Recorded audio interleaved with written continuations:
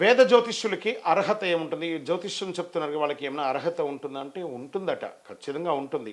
మానసిక శాస్త్రం మరియు అదృష్టాన్ని చెప్పేవారితో నిండిన ప్రపంచంలో వేద జ్యోతిష్ శాస్త్రం యొక్క సాంకేతికాలు అనేక సంవత్సరాలు విద్యా సంబంధమైనటువంటి అధ్యయనం మరియు శిక్షణ మంచి సద్గురువుల దగ్గర మంచి గురువుల దగ్గర నేర్చుకోవడం మనం నేర్చుకున్నా కూడా ఎప్పటికప్పుడు సద్గురువులతో మాట్లాడుతూ డిస్కషన్ చేస్తూ నేర్చుకోవడం గమనించడం ఒక ఆహ్లాదకరమైనటువంటి వాతావరణాన్ని సృష్టిస్తుంది. మనకు ఎప్పటికప్పుడు ఈ జ్యోతిష్ శాస్త్రం అనేది ఒక ఇన్ఫినైట్ అండి. అసలు అంతు లేదు. నేర్చుకుంటూ ఉండొచ్చు, తెలుసుకుంటూ ఉండొచ్చు.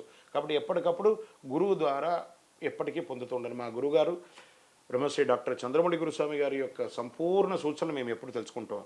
ఉత్తమ జ్యోతిష్కుల జీవితకాలంలో తమ నైపుణ్యాలని అభివృద్ధి చేసుకునేవారు అయినప్పటికీ దాని అభ్యాసం చాలా సూక్ష్మంగా మరియు లోతుగా అధ్యయనం చేసి పూర్తి పాండిత్యం పొందడం చాలా ముఖ్యం.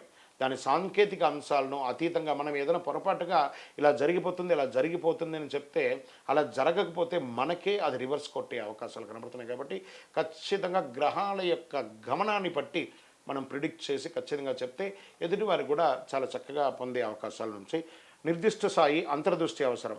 ఇది సాధారణంగా ఆధ్యాత్మిక సాధన యొక్క నిర్దిష్ట ప్రయాణం చెప్పచ్చు. జ్యోతిషాస్త్రంలో వారి యొక్క జ్యోతిష్యులు భక్తులు వారి జాతకం తెలుసుకునేటప్పుడు తునమో పనమో దక్షిణ ఇస్తారు కదా, ఆ దక్షిణకు మనం ప్రాయశ్చిత్తం కూడా చేస్తూ ఉండాలి. దానికి దైవ ప్రార్థన, సమారాధన, అన్ని రకాలైనటువంటి పరిహారాలన్నీ కూడా వ్యక్తిగతంగా మనం కూడా చేసుకుంటూ ఉండాలని చెప్పడం జరుగుతుంది.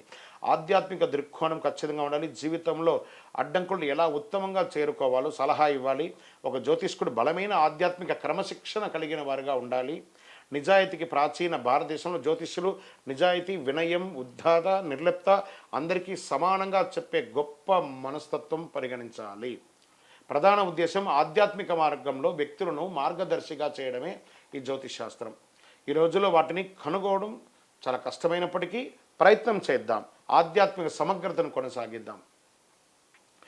ముఖ్యంగా కోల్పోయినటువంటి భావించే కష్టకాలంలో ఉన్నవారికి, ఇబ్బందిగా ఉన్నవారికి జ్యోతిష్కులు జీవితంలో అడ్డంకులన్నీ తొలగిపోవడానికి ఒక మార్గనిర్దేశంగా చెప్పగలగాలి.